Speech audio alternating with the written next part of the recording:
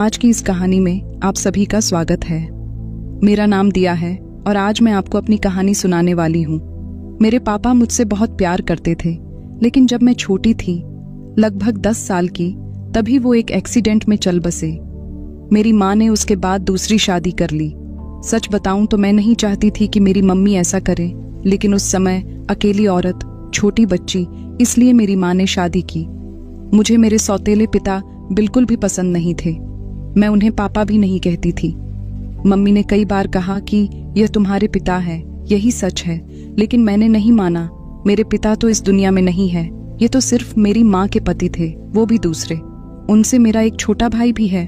वो एजेंसी का काम करते थे और अक्सर टूर भी किया करते थे। मेरे सौतेले पिता जब भी मुझसे बात करते या पास आते, मैं उनसे बात भी नहीं करती। आखिर ऐसा चलता रहा और मम्मी ने ये सब देखते हुए मुझे मौसी के यहाँ भेज दिया था।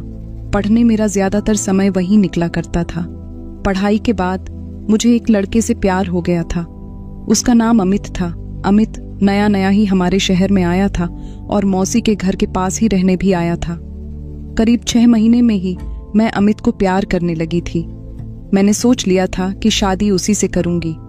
वो उम्र में करीब मुझसे 6 साल बड़ा था, लेकिन प्यार में ये सब कहाँ देखा जाता है। मैंने मेरी माँ को बता दिया कि मैं अमित से शादी करना चाहती हूँ। मेरी माँ ने बोला, ठीक है। अमित को मिलने के लिए मेरे घर बुलाया। सूरज अनाथ था, उसके माता पिता और रिश्तेदार नहीं थे, इसीलिए वह खुद मेरे घर हमारी शादी की बात करने गया। मुझे बस मेरी माँ की हाँ चाहिए थी। पिता से मुझे कोई मतलब नहीं था, लेकिन वह भी वहीं थे जब अमित आया था। माँ को लड़का पसंद आ गया। मैं खुश थी। अमित चला गया और मम्मी भी कुछ काम से बाहर गई। जब मैं घर में अकेली थी, तब मेरे सौतेले पिता मेरे पास आए। बोले, तुम उस लड़के से शादी नहीं करोगी? मैंने कहा, आपसे किसने पूछा? चले जाइए यहाँ से। मैं वहां से जाने लगी। तब उन्होंने मेरा हाथ पकड़ा और फिर कहा, तुम शादी नहीं कर सकती। इस बार उनकी आंखों में थोड़ा गुस्सा था। मैंने कहा, मेरा हाथ छोड़िए और मुझसे दूर रहिए। मैं अपने कमरे में गई और दरवाजा बंद कर लिया। जब माँ आई तब मैंने कहा कि तुम्हारा पति मेरे साथ बदतमीजी कर रहा था। माँ ने कहा, चुप रहो, कुछ भी उनके बारे में मत बोलो, वो हमेशा तुम्हारा भला सोचते हैं। मेरी माँ की आंखों पर तो जैसे पट्टी बंधी थी। माँ ने फिर रात में मुझसे बोला कि यह लड़का अमित सही है, तू अच्छे से जान पहचान निकलवा लेना। मुझे समझ आ गया था कि उन्होंने इनके कान भर दिए। मैंने कहा कि खोट अमित में नहीं है, तुम्हारे पति में। वो मेरी शादी नहीं होने देना चाहते। पता नहीं उनके दिल में क्या है, लेकिन मैं अमित से ही शादी करूंगी। मेरा फैसला मेरी माँ अच्छे से जान चुकी थी, इसलिए हमारी शादी तय हो गई। शादी की तैयारियां होने लगीं और मैं खुश थी। इस दौरान मैंने उनकी आंखों में अजीब सी बेचैनी देखी। मुझे साफ दिखाई दे रहा था कि वह नहीं चाहते कि मेरी शादी हो। आखिर कौन बाप ऐसा सोचेगा, लेकिन वह पिता नहीं थे। आखिरकार शादी का दिन आ गया। सुबह मैं अकेले में अमित से छत पर बात कर रही थी। जैसे ही मैंने फोन रखा, मेरे मुंह पर किसी ने पीछे से रुमाल रखा और मैं बेहोश हो गई। जब मुझे होश आया तब मैं एक कमरे में एक बिस्तर से बंधी थी। मेरा मुंह भी बंद था। मेरी शादी वाले दिन मुझे यहाँ कौन उठाकर लाया? थोड़ी देर बाद कमरे का दरवाजा खुला और सामने थे मेरे सौतेले पिता। उन्होंने मेरे साथ ये किया था, पर आखिर वो मुझे यहाँ क्यों उठाकर लाए? मुझे वो पसंद नहीं थे, लेकिन वो इस हद गिरे हैं, मुझे नहीं पता था। ऐसा तो मैंने उनके बारे में नहीं सोचा था। मैं यही सब सोच रही थी। तब वो बोले, मैं तुम्हारी शादी उस लड़के से नहीं होने दूंगा। वो खाना लेकर आए थे। उन्होंने मेरा मुंह खोला। मैंने कहा कि क्या चाहते हो? तुम मेरी शादी से इतने परेशान क्यों हो? मुझे यहाँ बांध कर रखा है, यही है तुम्हारा असली चेहरा। मेरी आवाज तेज होती देख उन्होंने मेरा मुंह वापस बांध दिया। आज रात मेरी शादी थी और रात को मैं यहाँ इस कमरे में बंद हूँ।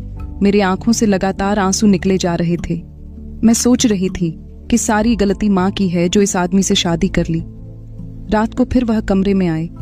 इस बार कमरे में आते ही कहा कि आज तुम्हारी शादी थी, लेकिन मैं नहीं चाहता था कि तुम उस लड़के से शादी करो।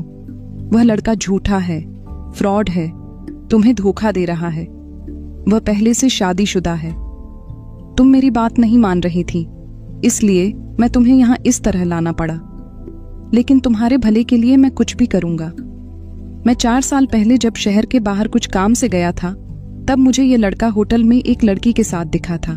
मुझे इसलिए याद है क्योंकि वह लड़की मेरे जानने वाले दोस्त को जानती थी। उस समय उसने उससे बात की थी। अभी वह चुप था और मुंह छिपा रहा था। जब तुम उसे घर लाए तब मुझे लगा ये वही है, इसलिए मैं तुम्हें मना कर रहा था। मैं जानता हूँ तुम मुझे अपना बाप नहीं मानती, लेकिन मैं तुम्हें हमेशा अपनी बेटी माना है और मैं वही करूँगा जिसमें तुम्हारी भलाई हो। फिर चाहे तुम मुझे कुछ भी समझो, कुछ भी बोलो, उस लड़के की सच्चाई तुम्हें सुबह पता चल जाएगी और तब तक मैं तुम्हें यहीं रखूंगा। और वहां से दरवाजा बंद करके चले गए। सुबह वह वापस आए, साथ में माँ भी थी। माँ ने पहले आते ही मेरे हाथ और मुंह खोला। मैंने मम्मी से कहा कि देखो इस आदमी ने क्या किया। अभी तक मुझे उनकी बातों पर रत्ती भर भी विश्वास नहीं था, लेकिन फिर दरवाजे से एक और औरत आई। उसके हाथ में एक छोटा बच्चा भी था। वह औरत बोली कि यह सही बोल रहे हैं, वह आदमी धोखेबाज है, उसने मुझे भी धोखा दिया। वह अनाथ नहीं है, उसके घर वाले भी हैं। मेरे सामने वह खड़ी वह औरत, उसका बच्चा, मेरी माँ, इन सबको देखकर मुझे भी अब यकीन होने लगा था। मैंने उसी समय अमित को फोन लगाया, लेकिन उसका फोन ऑफ था। शायद उसे भी पता चल गया था कि उसकी सच्चाई सामने आ गई। उसके खिलाफ अब जो भी कार्यवाही होंगी वो पुलिस करेंगी। मेरे पिता उसके बाद भी मुझसे बात नहीं कर रहे थे, वैसे ही रह रहे थे जैसे पहले, जैसे कुछ हुआ ही ना हो। 6 दिन बाद ही उनका बर्थडे था। मैंने पहली बार केक बनाया और उन्हें सरप्राइज दिया। मैंने उन्हें बोला, हैप्पी बर्थडे पापा। मेरे ऐसा बोलते ही उनकी आंखों में आंसू आ गए। इतने सालों से दबा रखे थे शायद। वह बोले, बेटा बस, अब मुझे जिंदगी से कोई शिकायत नहीं, अब मुझे कुछ नहीं चाहिए। तुमने मुझे पापा कहा, बस इतना ही मैं सुनना चाहता था। तब मुझे समझ आया कि मैं कितनी कच्ची हूँ इंसान पहचानने में।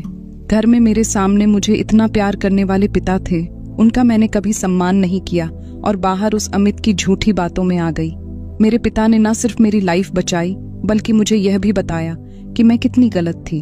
उसके बाद से मेरे पिता के लिए प्यार और सम्मान और भी ज्यादा बढ़ गया था। वह मुझे सबसे प्यारे लगने लगे थे। मेरी मम्मी से भी प्यारे मुझे मेरे पापा लगने लगे थे, क्योंकि वह थे इतने प्यारे। वह सबकी केयर करते थे। खासकर मेरी भाई मुझे अपनी जान से भी ज्यादा चाहते थे।